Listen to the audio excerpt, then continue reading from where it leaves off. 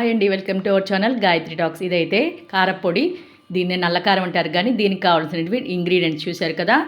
ఎండుమిర్చి, పచ్చెనపప్పు, సాయమినపప్పు, ధనియాలు, జీలకర్ర, చిన్న సైజు నిమ్మకాయ సైజు చింతపండు, వెల్లుల్లిపాయ, కొంచెం కరివేపాకు, ఒక్క చిటికెడు మెంతులు. ముందుగా అయితే స్టవ్ వెలిగించుకొని పాన్ పెట్టుకొని 3 స్పూన్ల ఆయిల్ అయితే వేసుకొని ఎండుమిర్చిని నేను చూపించిన కలర్ వరకు చక్కగా వేపుకోవాలి. అప్పుడే నల్లకారం మంచి కలర్లో ఉంటుంది. తర్వాత ఒక్కొక్క పప్పులు కూడా సిమ్లో పెట్టుకొని మంచి కలరు వాసన వచ్చే వరకు చక్కగా వేపుకోవాలన్నమాట.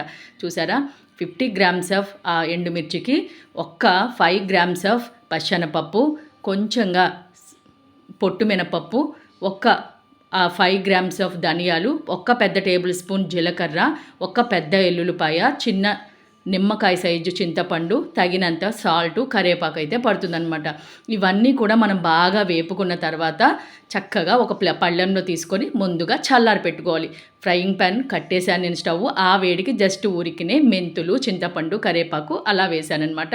లైట్గా ఫ్రై అయిపోయినాయి. చూసారా, ఆ వేడికి అన్నీ మంచి కలర్ వచ్చినాయి.